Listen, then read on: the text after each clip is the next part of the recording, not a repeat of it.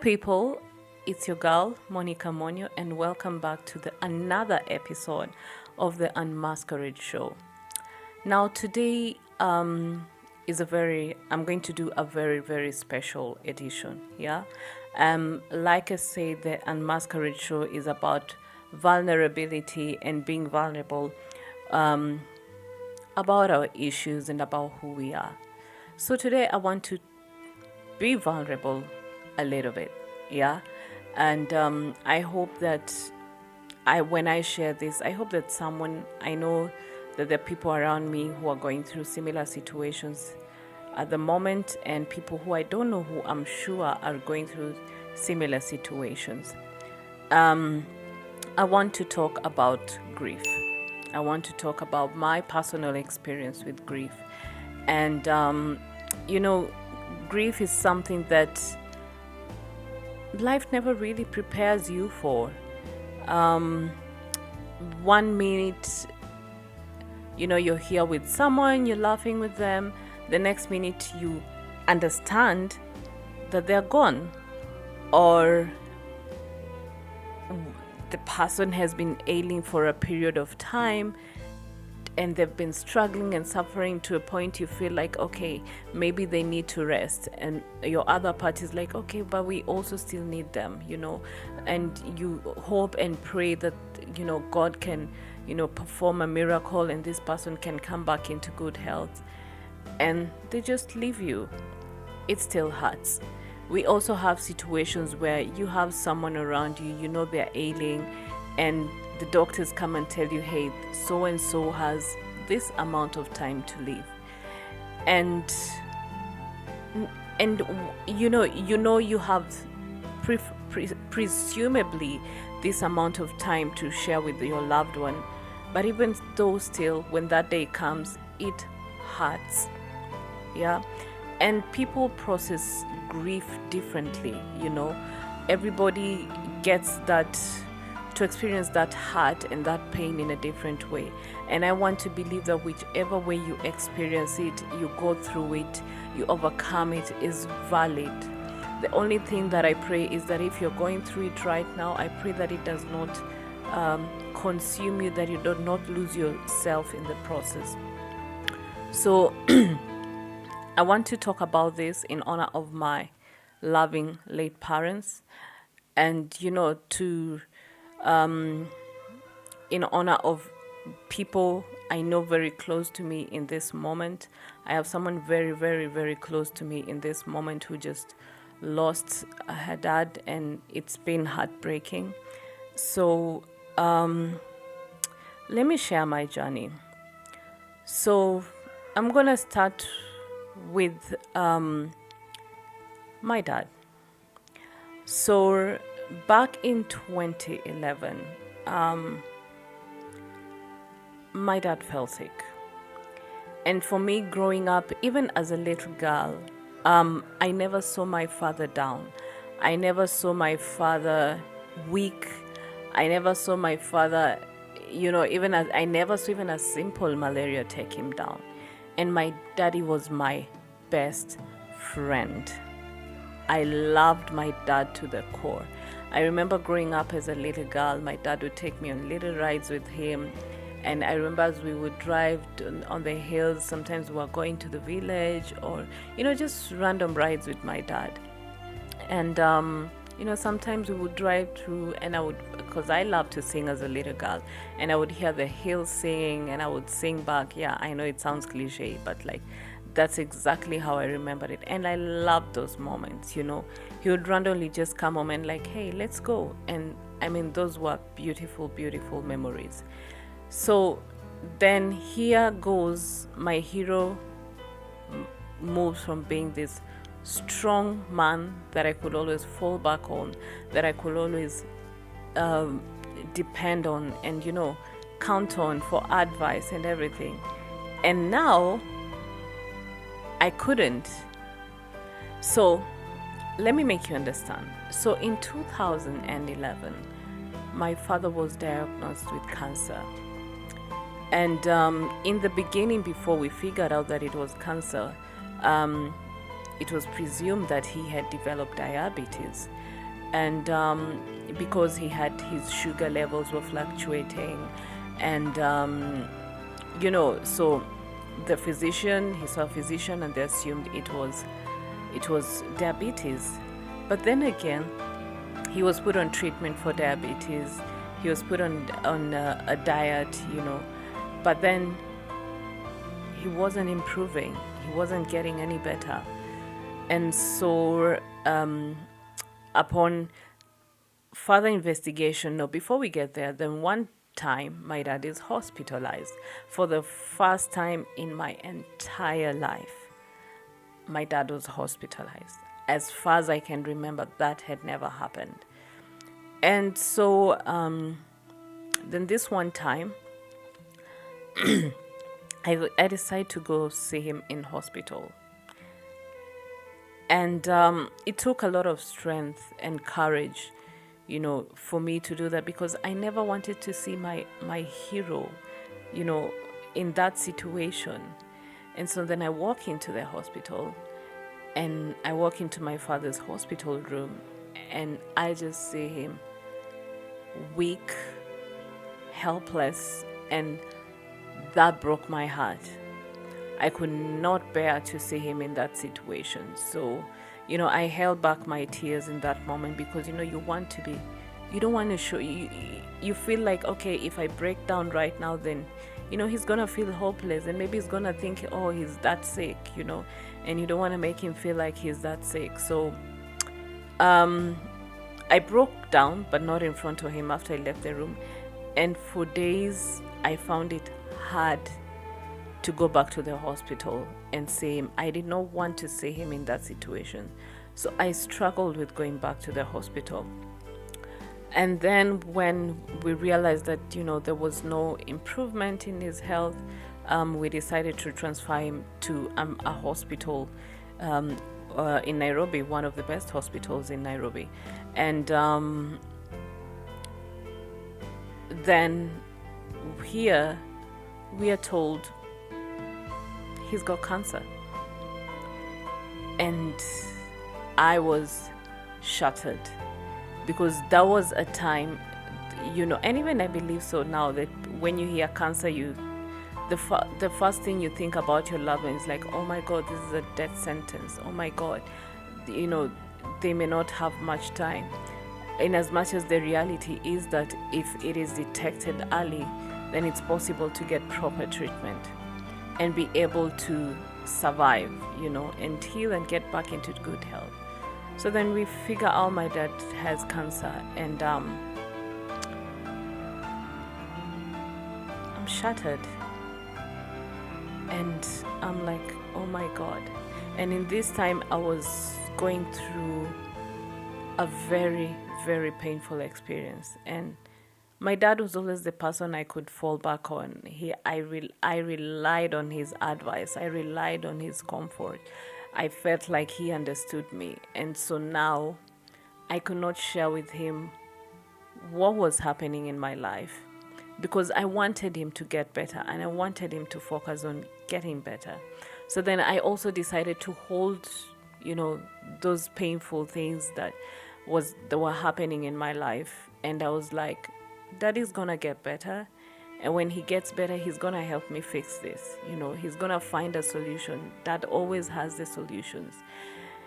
And I wanted to know, because like I said, when we hear cancer, we believe in it's a death sentence. So I never heard of he was diagnosed with pancreatic cancer. I had never heard of pancreatic cancer in my life.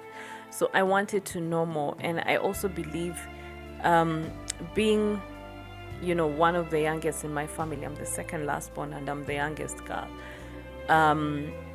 I believe that my family, withheld some of information from me because of how close I was, or how, I don't know, sensitive I was, or emotional I was. I don't understand, but I think in their own way they felt that, so I didn't have the full information.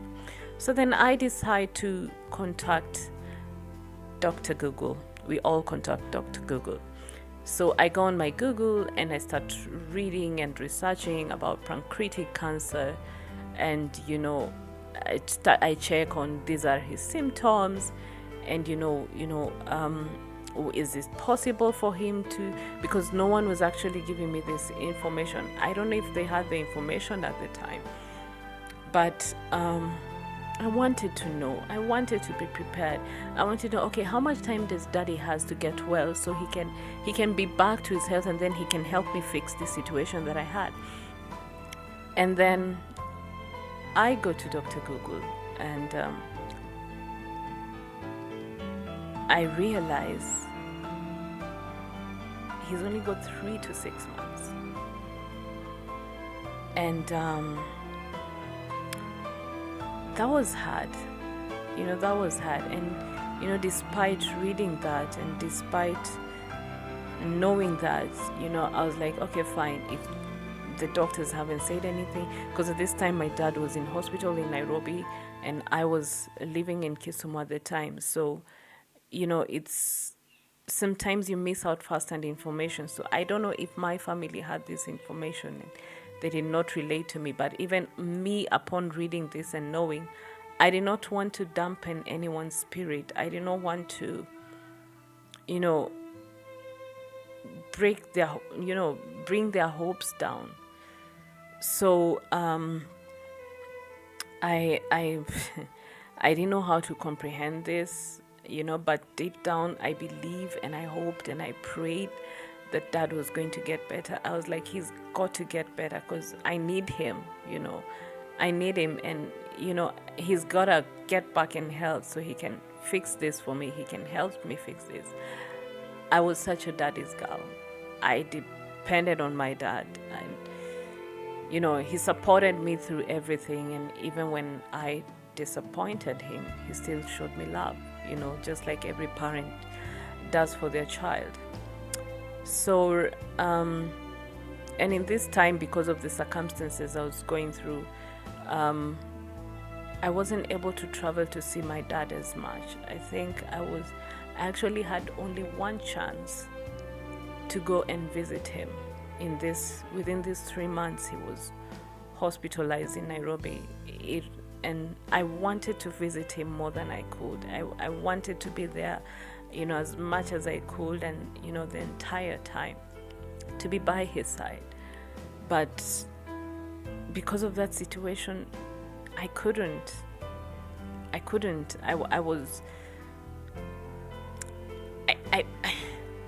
wanted to, my will and desire was to be on the next bus and stay there the entire time.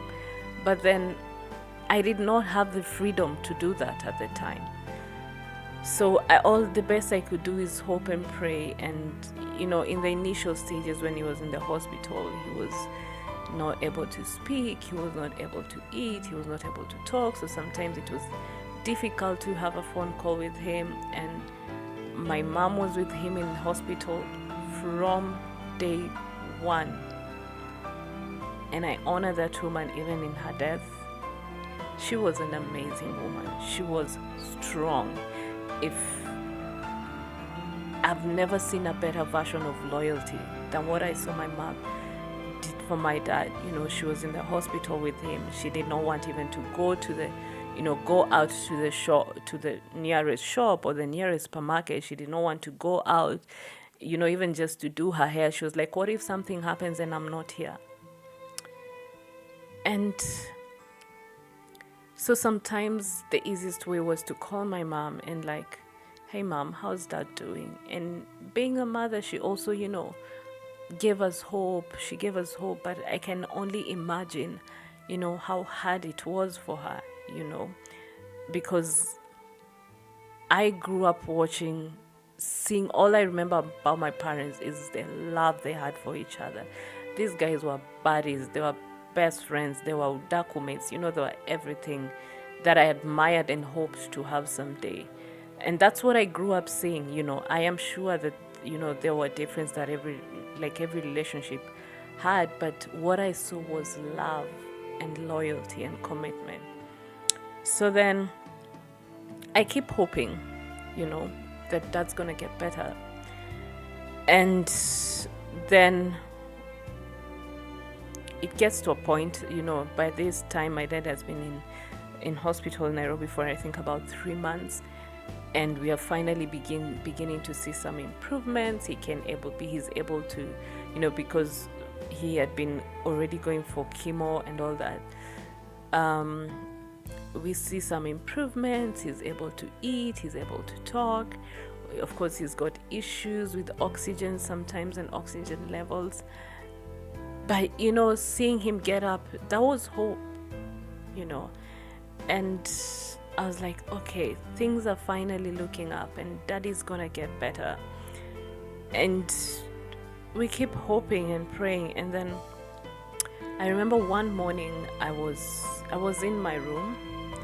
There's this book I had been reading, for a long time. I can't remember exactly what book it was, but I was reading this book, and because I was going through a difficult time within my personal life as well, and I was just reading books that would help me, get through and try and get my mental health, up to par. And then I woke up in the morning and I was like, today I want to read this book and finish it. So then I'm reading this book, and then I get to the last page. I remember I was finishing this book slightly past 10. That was on the 25th of May, and I'm reading this book, and I get to the last page, and I finish the book, and then all of a sudden I feel an overwhelming sense of sleep. Yeah, and I remember that was about 10 past 10, and I feel an overwhelming sense of sleep, and I say, okay, fine. It was so strong. I'm not a person that sleeps during the day. It's really, really hard for me to sleep during the day. And then I've just felt like, you know what, let me just take a short nap. And I fell into a deep, heavy sleep. The funny thing is that this deep sleep was for about 10 minutes, because I remember I was falling asleep some minutes to 10:20, and I was waking up at around 10:30. It was literally that short. So then I wake up and I'm like, wait, I haven't spoken to daddy today. Let me call him. I try to call his phone. It's not going through. I try to call my mom's phone. It's not going through. I try to call my siblings' phone.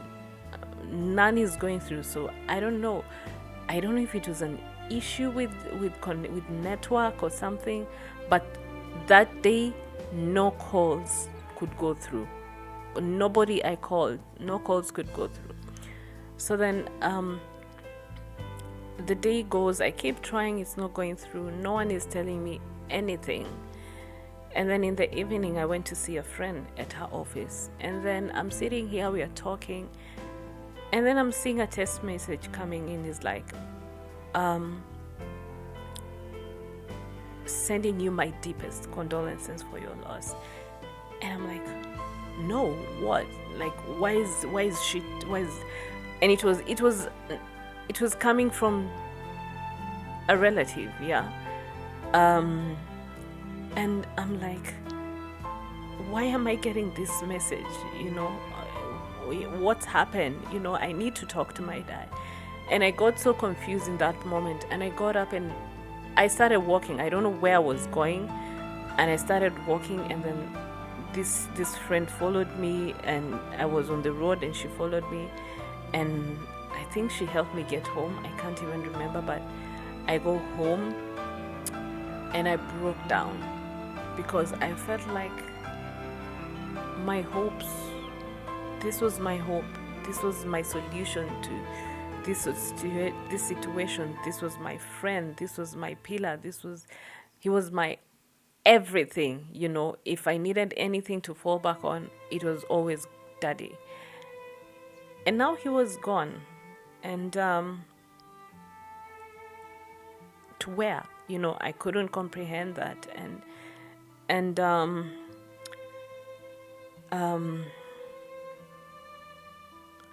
I broke down. I cried and I cried. My friend was there, and I was inconsolable. So, and then, of course, then now the next thing is, hey, we need to start with the, funeral arrangements. He passed away in Nairobi. Then I am still living in Kisumu. I could not pick up the courage. And also, again, because I did not have the freedom, to be able to say, hey, I want to go see my dad, And so I stayed in Kisumu, and I think part of me just blocked it out, and it felt surreal. Like I hadn't had any contact with him, I hadn't seen him, so yet I didn't believe that he was truly gone. And I waited, and because he was in Nairobi, we still had a lot of, we had to find a way to clear the medical bills, and we were still trying to, sort that out, and it took about 3 weeks, to be able to clear all that, and then my dad could be brought to Kisumu. So then the day comes, and 3 weeks later, and they're bringing daddy home, and we go to the airport, to receive him, and that was going to be the first time that I'm seeing him lifeless. And we arrive at the airport, the flight arrives, and of course he's brought, and then we go to a section of the airport, and now we want to see him, I want to see my daddy. And I see him lying there, and he hasn't changed a bit. But he's not waking up. And I start banging the glass, and I'm like, Daddy, wake up, Daddy, wake up. Please wake up, I need you. We still have a lot we need to sort out. Please wake up, And I just lost it. And then my mom comes and pulls me, and she's like, please, please don't be so loud. Okay. My mom was also, everybody was confused, and everybody was just trying to, calm me down. And for me, this was the first time that I was coming to terms with it. And it was the first time that I was seeing him, and I'm like, okay, fine. He's gone. So what's going to happen to me? Who am I going to fall back on? So many emotions were going through my mind, and we went home. We laid my dad to rest. Everybody left. And that's when the grief starts. When everybody leaves, the home is dark, the home is empty, there's deafening silence, and it's just you and your family. That's when grief hits. When you have to stare at the grave and know that this person is not coming back. That is when the grief, the loneliness, the emptiness sets in. And it was hard for me, because here I am. I needed him to fix something for me. I needed him to fix whatever situation I was going through. I knew he could fix it. I didn't know how to fix it, and I knew he could fix it. He needed to be there to fix it. And now he was gone, and I don't have a father, and I don't have anyone to fall back on. I don't have anyone to rely on at the time. And I'm like, what's gonna happen? What's the point of it? What's the point of living? And every single day I live, and I didn't want to leave. I did not want to leave, because I was going through these frustrations. The person I was supposed to fall back on for support, I was not getting any support from them. And the person who I knew who would have always supported me was not there anymore. My siblings are processing their own sense of grief. My mom is processing her own grief. And so you just feel alone. And I remember the time, the grief was weighing in on me, and I lost weight, and I lost myself. I lost the meaning and purpose for life. Like nothing mattered anymore. Like my world had sunk. My world was shattered. My world was dark. Like what was there to look forward to? And I remember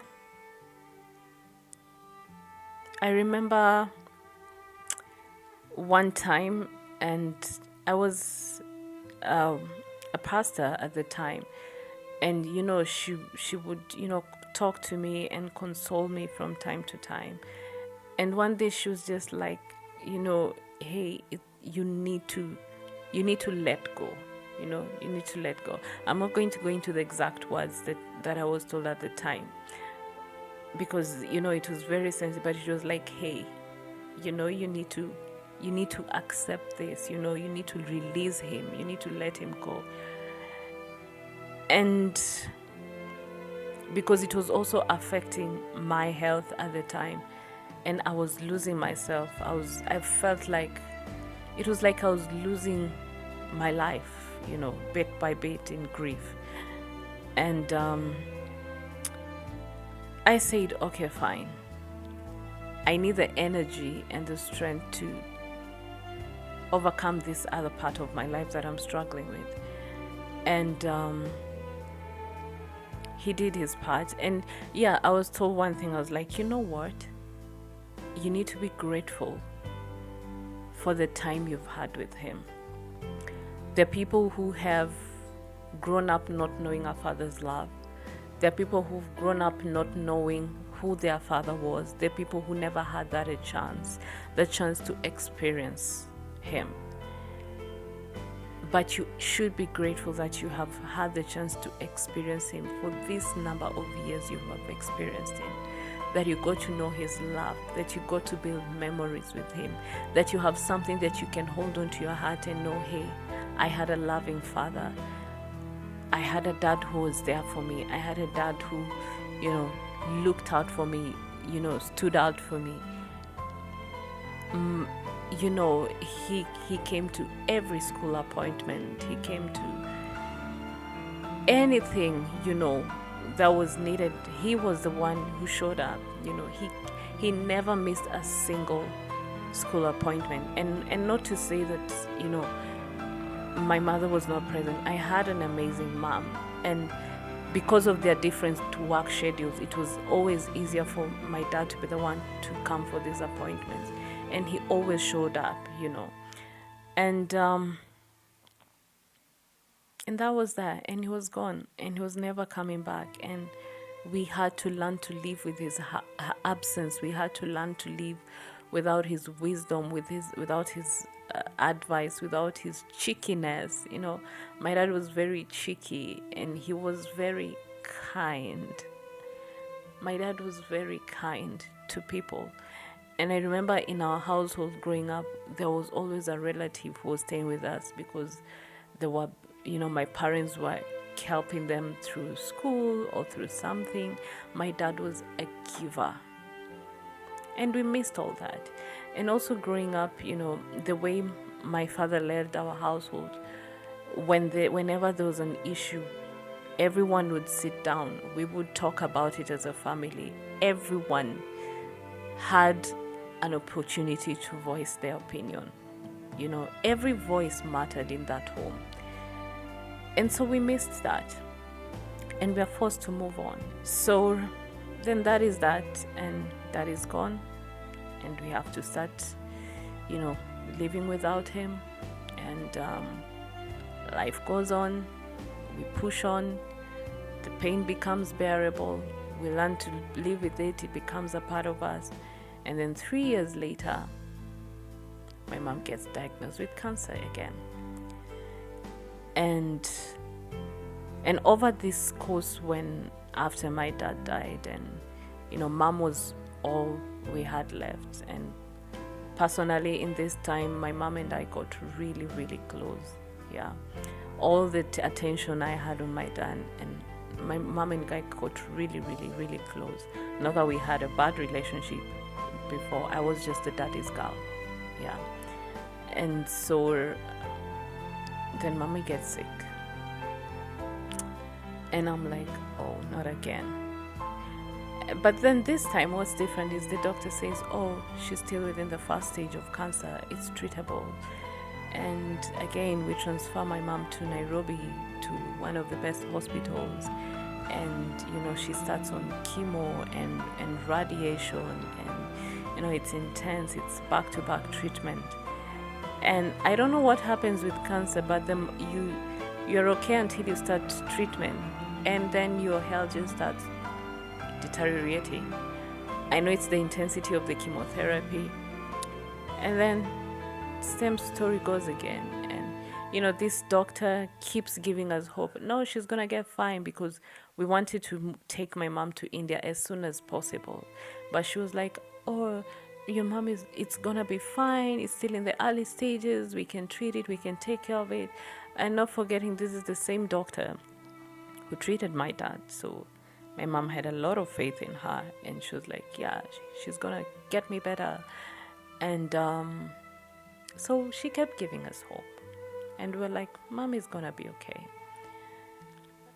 But with the treatment, she kept deteriorating. I'm not gonna mention the hospital, but the nursing care, you guys traumatized my mom.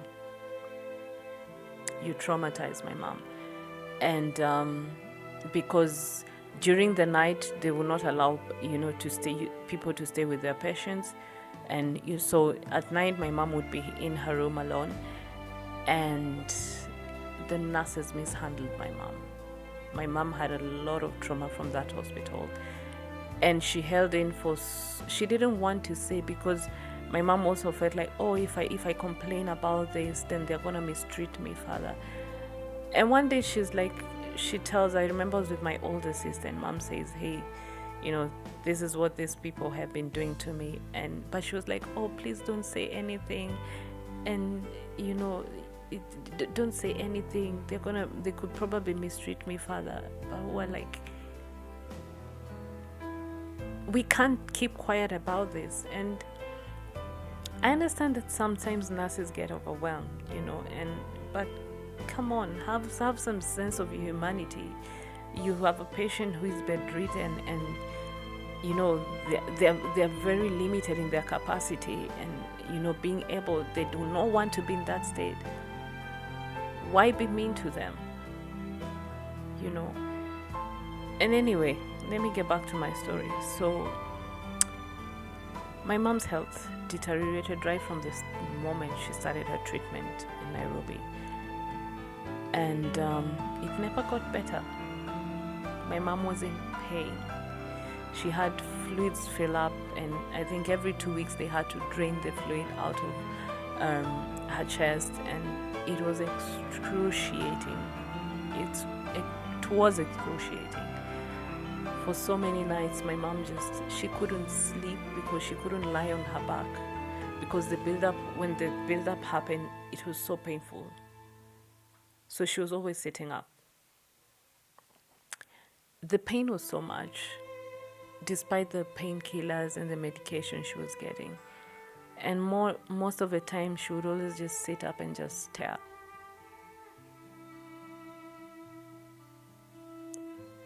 And she deteriorated day by day, night by night. She developed complications that this doctor hid from us. And one day we decided, hey, we want to, my mom is tired. She doesn't want to be in the hospital anymore. She's traumatized from the terrible nursing care. And then one evening, we feel she's good enough, and she's discharged. And that same night, she has a relapse. And she's relapsed, but she's fighting, and she's like, she's at home, but she still thinks she's in the hospital, and she's fighting with the nurses. And then my brother and my sister panic, and they call an ambulance, and she's like, I don't want to go back to the hospital. I don't want, she was extremely traumatized. So then we decide to transfer her to a different hospital. So we transfer her to the same hospital where my dad was. And I don't know if it's coincidence. I don't know if it's fate. I cannot fathom it. I cannot understand it. I cannot explain it. She lands up in the exact same room she was with my dad for months. For some reason, that was the only room available. I don't know. I don't want to imagine what this was like for her. Being in the same room where she lost her husband, being in the same room where she saw her husband breathe her last, being in the same room where her husband's last words were, "Hey, let me rest for a little bit." And then he goes. I can't imagine what that was like for her. I can't imagine what it was like for the nights she had to be in this hospital, reliving every moment, reliving seeing my dad breathing his last, reliving every single moment of the 3 months they were in this hospital. Anyway, we decide, okay, fine, I think it's time we take her to India. And we make arrangements, and the doctor was also like, yeah, you can now take her to India. All this time she was like, oh, we can do it, we can take care of her, we can treat her, you don't need to take her to India. And now she's like, yeah, you can take her to India. And we make arrangements, put my mom on a plane with my sister, and she's sent off to India. She had a difficult time on that flight. We made sure she was comfortable. She had a first class ticket, so she was able to lie down. We did everything to ensure that mom was going to be comfortable on that flight. And she struggled on that flight. If anything made her condition worse, she was not fit to be on that flight. And it was extremely unfair for this doctor, I will not mention her, to put my mom on that flight. And you're gonna understand why in a bit. So my mom and my sister get to India, and they do a few tests, and the doctor asks my sister and Jen, they're like, did your doctor really tell you the exact situation of your mom? And they're like, yeah. My sister's like, yeah, she's in first stage. And she was like, okay. And the doctors are like, there's nothing more we can do. The cancer has spread to every vital organ in her body. Her organs are shutting down. And if anything, that flight made things even much worse for her. She did not need to be on that flight. And the doctor says there's nothing that we can do for her. If you had been here 2 weeks earlier, maybe we would have tried, but there's really nothing we can do. And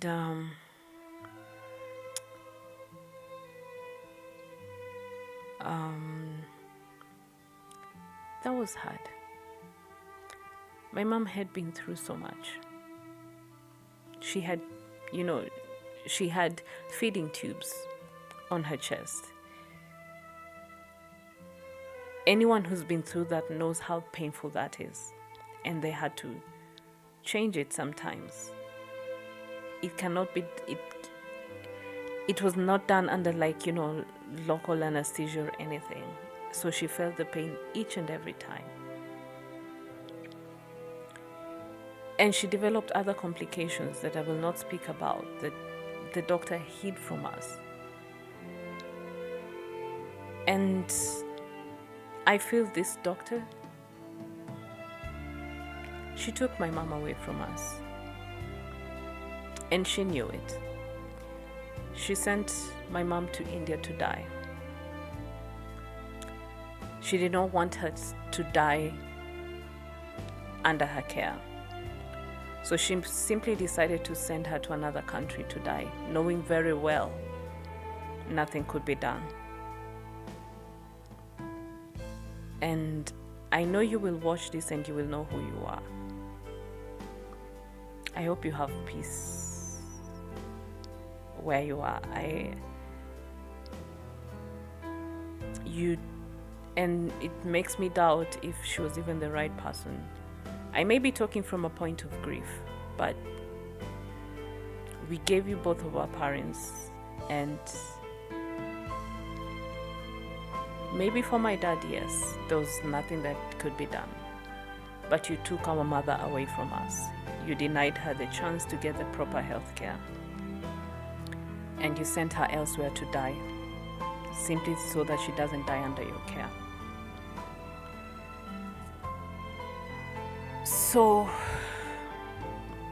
we are given this news. My sister does not know how to break this news to my mom. And other things that I'm not going to share, in honor and love for my family and my mom.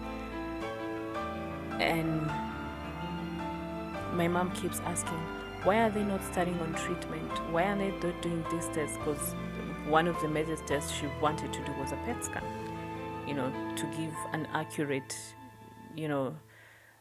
picture of how bad this cancer was. Why are they not doing this? I want to do this. Let them start the treatment. So then my sister tells her, the doctor says, we cannot tell her, hey, mama, you're dying, because the doctors were like, the best we can do is stabilize her so you can take your mom back home,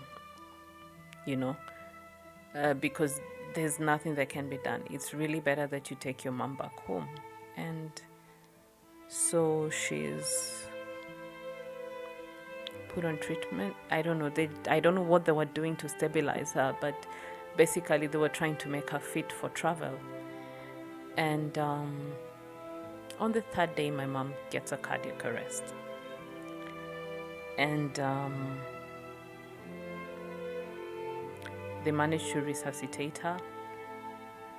And then the doctors, call my sister and have a talk with her. And they're like, hey, if she goes into cardiac arrest again, we will not be able to resuscitate her. And okay, we can, but her organs are shutting down. Her organs have started shutting down, and she's already in so much pain. If we resuscitate her, it's just a longer time of pain and suffering for her, because now she's been intubated. She has to lie flat on her back. They can no longer drain the fluid anymore. Was it from her chest or from her lungs? I don't know. They can't drain it anymore. She's intubated. She's flat on her back. And that was the most painful position for her in the entire course of her treatment. So now she has to be in this position. And my sister comes back to us and she's like, this is what the doctor has said. And I think we need to agree. We need to release mom. We need to let her go. She's fighting hard, and the doctors can tell that she's fighting. Her organs are shutting, but her heart is still beating strong. Her pulse rate is really strong, and it shows that she's fighting. But there's no comeback. So we need to agree to let mom go. And in the event that she has another cardiac arrest, that we agree that they don't resuscitate. And what choice did we have? She was in pain. We wanted our mom around. She was the only parent we had left. She was our only hope. She was all I had left at the time.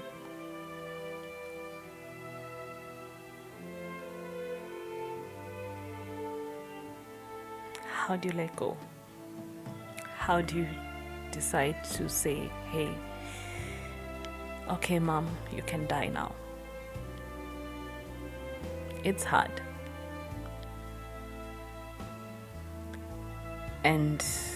But we had to make the painful decision to let her go if she was ready to go.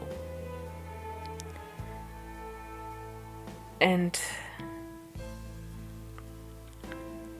she wakes up from the time she had a cardiac arrest. That was, I think she woke up. That was now 3 days later. Okay, she wakes up after this experience. She's intubated, and I think in shock, she's trying to fight. She's trying to,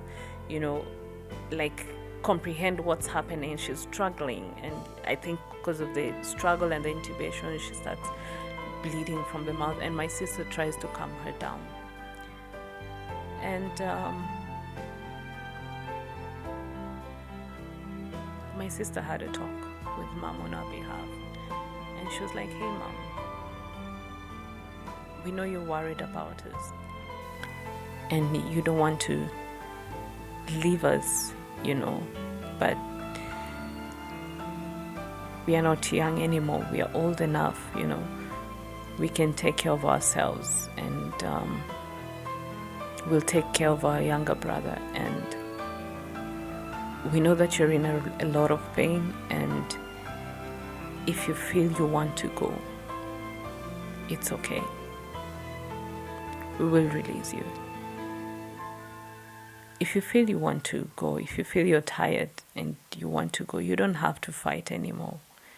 If you're fighting for us, then you don't have to do it anymore, and you can leave. And she had a talk with my mom. Of course, she cannot talk back, but she's listening to my sister. She's watching, tears streaming down her face. And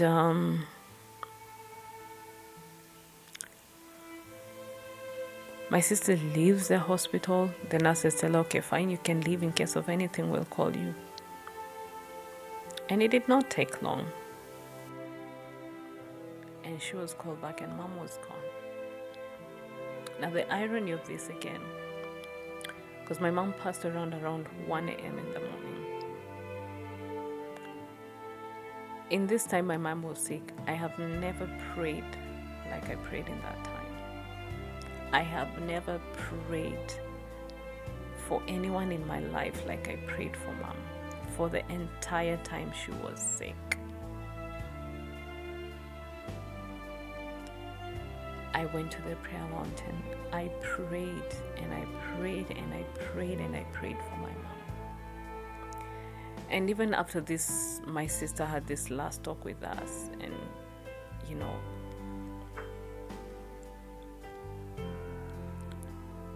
we had to make the decision to let her go. And I prayed about it. And I cried and I told God, you know what, God, I still need my mom around. And I know you're capable of doing miracles. I know there's nothing that's not beyond you. And I really hope that you can heal my mom, just like you created her, you can recreate every organ in her body and make her whole again and give my mom back to us. But then I said, Lord, but if it is really her time and it is your will that she goes now, then I'll release her. If it is your will and desire, if it is a time to leave but I am still holding her back, then I choose to let go. And this was on the Friday. on a Friday, 19th. Okay, it was this 18th, Friday the 18th of December. And I remember I went back home after making that prayer from the mountain, prayer mountain, or it was a place for prayer. And I go back home and I broke down. I cried and I cried and I cried. I cried like someone who had just, got the news that, hey, she's no more. That was the kind of crying I cried. A cry of letting her go, a cry of release, a cry of being a total orphan. And so that night, I personally, we tried to, send videos and messages to her that she could see and read, and I sent her video. And that night I was sleeping and I had a dream. It was around 1 a.m. Now that's the 19th. I have a dream and we're in a supermarket somewhere and I see my mom in perfect health in this beautiful white, is it white silverish dress? It's her favorite dress. I have it in my wardrobe today. She was in this dress, and this dress had this nice, beautiful, elegant dress, and she had a full shopping basket, and she was going through the supermarket. I'm like, and before I'm processing it, I'm comprehending this, and I see someone. This is a dream. I see someone come and strangle her, and I woke up. When I saw this in the dream, I woke up, and this was the exact same time. It was around 1:19 a.m. and this was the same time that she died. But we didn't know. So the following day, my brother comes to Kisumu because we're supposed to have a fundraising, and he's like, hey, we have to stick together even more right now because we are orphans. That didn't hit me. Sometimes things happen and it's like your heart knows them. I don't know if it was a sense of denial, but I was numb. I had no reaction whatsoever, and I stayed numb like that throughout the course of my mother's funeral arrangements. She was brought back from India a week later. We received her at the airport and we took her to the morgue. We saw her for the first time. I broke down, but I never broke down again after that. I put up a wall. I shielded myself. I made my mind believe that she was on a distant trip and she was gonna come back when she's done with whatever shenanigans she needs to do. And at her funeral, I didn't cry. I watched her being lowered into the grave. I was grieving, I was hurting, but I couldn't cry. And I held on to this grief. I blocked this grief, but then I was also so emotional. I didn't have support again from whoever was supposed to be supporting me through this. But every little thing triggered me. I would cry. So it's kind of like my system would channel this pain to every opportunity, but not necessarily focus on, hey, this pain. And then 6 months later, my grandmother passed away, and I cried. My grandmother was 90 something at the time. She had lived, she wanted to go. Right from after my dad died, she wanted to go, and after we lost my mom, now she wanted to go. Yeah. And my grandmother died 6 months later, and I was broken. But I realized I was broken about my mom. Yes, I love my grandmother. I was named after her. But I realized I was not even grieving my grandmother. I was grieving my mother. And this went on for about a year. Every little thing triggered me. I would think about my mom and I would cry. And I was still going through a lot of frustrations and situations at that time that one day I hope find the grace and courage to share. And I became suicidal. You know, it was coupled up with what I was going through, together with grief for losing my mom. And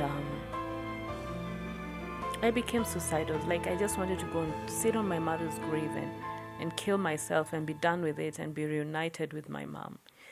It is painful to lose both parents, and I love my dad to the core. Losing a mother is a pain on a whole different level. On a whole different level.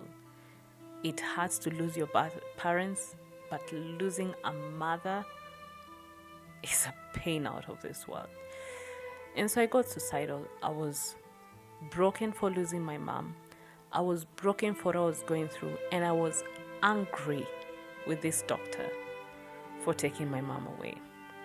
And I started going through therapy because all these things contributed to, especially the two, my mom in this situation I was going through, contributed to my strong urge for suicide.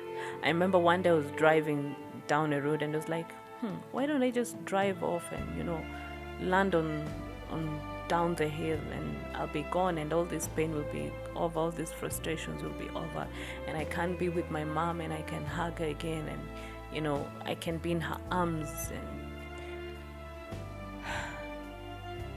it's never ABC. So I started going through therapy, and I'm gonna summarize because of time, but this is how I was able to get out of that, through therapy. And I remember one day the doctors, the psychologist at the time, please just allow me to mention your name because you're an amazing, amazing person, and you saw me through a time when I would have lost myself and taken my own life. It was my first encounter with therapy. Please allow me to appreciate Dr. Caroline Raruea. Thank you, for seeing me through that season. And she advised me, hey, do a letter to your mom. Do a letter to this doctor, and do a letter to the other person who I will one day speak about when God allows. And express what you feel. Bring this letter to me. If you want, I can give it to this doctor. And I did just that. I poured out my pain, and I came to terms with my grief. I stopped suppressing that grief. I allowed myself to process it. I allowed myself to grieve and mourn the what I had suppressed for these 2-3 years since I lost my mom. I decided to open the valve, and I cried, and I grieved for my mom, and I mourned, and I learned to bear the pain again. So I've tried to really summarize it because it is long and I cannot go into every detail. And I also want to respect and honor my siblings and their pain because they also share this pain, just as I did, in their own way. But I want to say something, is that grief comes differently for everyone. There are those people who, when they experience grief, they shut off. There are those who, when they experience grief, they get so busy in what they're doing that they don't think about that grief. There are those who become reckless through grief. There are those who go into drinking through grief. And I just want to say that there's never a right way to process grief. Of course, no one we would not want to lose ourselves or the people we love to lose themselves to grief. But I just want to ask that if you have anyone around you who is going through grief, be gracious, be kind, be loving. Do not judge them for how they're processing that grief. Rather, help them navigate that grief. Be supportive. And this is also what I'm going to say. I try to suppress my grief. But the more I try to suppress it, the more painful it was. And I want to say this to anyone who's experiencing grief. Allow yourself to feel. Allow yourself to cry. Allow yourself to do whatever you need to do. Release that pain in a healthy way. Because it's also very easy for us to turn to alcohol or other devices to numb the pain. We try to use every avenue to shift our focus to numb that pain. Please allow yourself to process grief. There's never a right time to lose a loved one. I don't think losing my parents at 100 would have made the pain any less. No one wants to lose a loved one. No one. So, whatever grief you're going through, be a parent, be a child, be a sibling, be it a friend, anyone, please know that your pain is valid. Please know that how you process your pain is also valid.